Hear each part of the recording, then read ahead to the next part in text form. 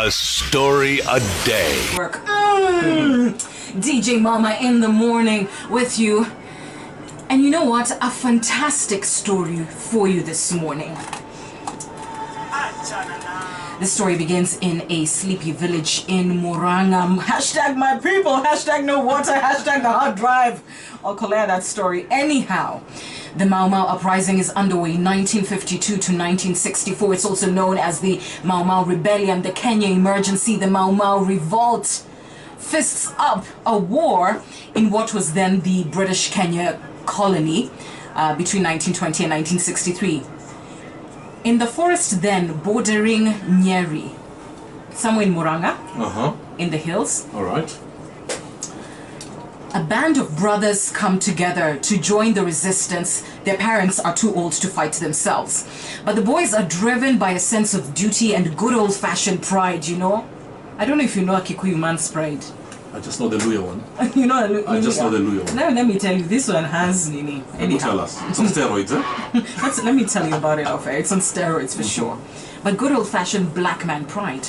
So they come together and they manage to get their hands on a Mzungu gun. Okay. All right? They decide to make their own. And in fact, the last time I checked, this gun is at the National Museums. Wow. A homemade gun. So the boys are out fighting. Mom and dad are left behind. And every time the colonialists come down the forest and the hill, because they knew that there were Mau Mau in the area, Right. Mzee always misdirects them.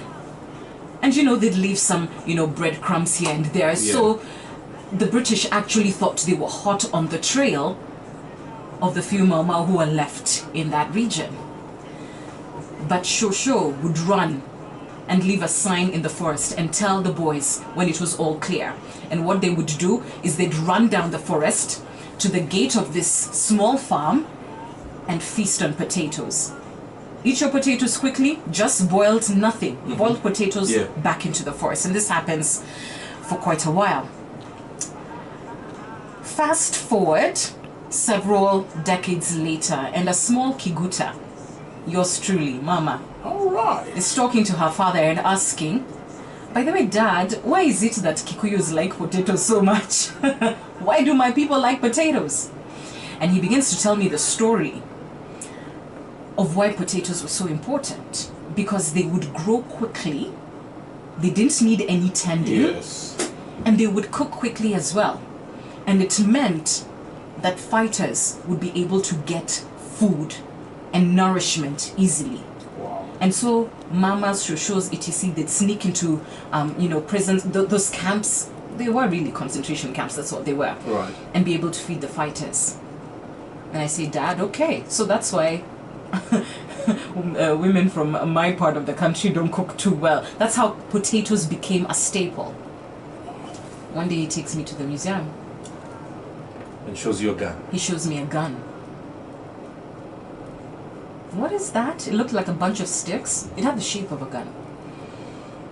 It says, that, my friend, was made by me and your uncles. Part of the resistance. And I've always wondered, why is it that I am so passionate about justice? Literally. Runs in the family. It runs in the blood. This is what we've always stood for. It was Guka in his own way. It was Shosho feeding fighters with potatoes. Your dad. It was my dad and my brothers. And your uncles. And my uncles, Yes. rather. Making guns like those. That tells me sometimes it just takes a few people to make a decision with determination. And we are enjoying the fruits or the benefits of just a few determined brothers somewhere.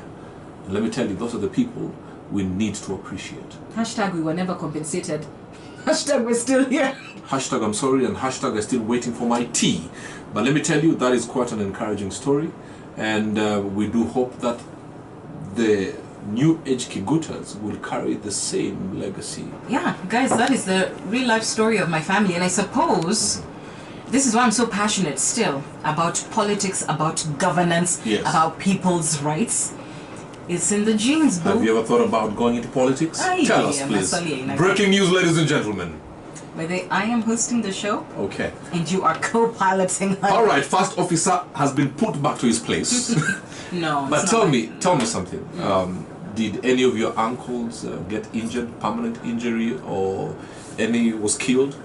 None was killed. Yes, there were injuries. You have somebody with a limp, etc. Due to that? Due to it, yeah. Okay, But all right. my grandfather is the one who bore the brunt of it, because when the British discovered that he was misleading them, yeah, and that his sons were part of the rebellion, then they ended up locking him up at Manyani.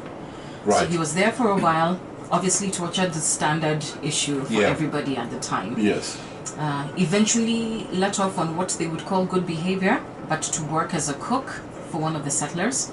Did that for a couple of years, banished from home, and then after independence he made his way back to Motown. Okay. Do you know how long he was in for? No, I should call one of my elder sisters. Okay. Yeah. Stella, please tell us. Stella, how long was Guka in Manyani? But tell me something.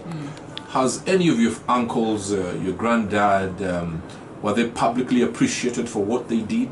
No. Because I get really pissed off when we do appreciate the wrong people. Sometimes we celebrate other people, but the real heroes are those ones who fought for us. No, but you know what? I do think, I believe in generational blessings. And I think even just by virtue of the fact that I do what I do, Blessings from? it's a blessing from God, and it's an affirmation of my Shosho, my Guka, and what they stood for then. Yes. So to have their seed still doing the same. Do you get what I mean? Of course, like absolutely. sometimes you don't do it for, the applause, but I think sometimes you do it for your seed. You know, when God pours a blessing in a family, it can go up to 1,000 generations. There you go. So I think that's what you're enjoying, and your kids are also enjoying. Yeah. Solomon enjoyed because of David. David had a covenant with God, and Solomon had 1,000 women, but he still had a blessing. Imagine. Yes. This is not an encouragement to get 1,000 women. No, Sit not down at all, in not your at all. men. Squeeze Sit yata wawili down. uweze tafadhali. Kaa chini, sit in that corner, watch Cartoon Network, please. For those of you hearing the wrong gospel. A story a day.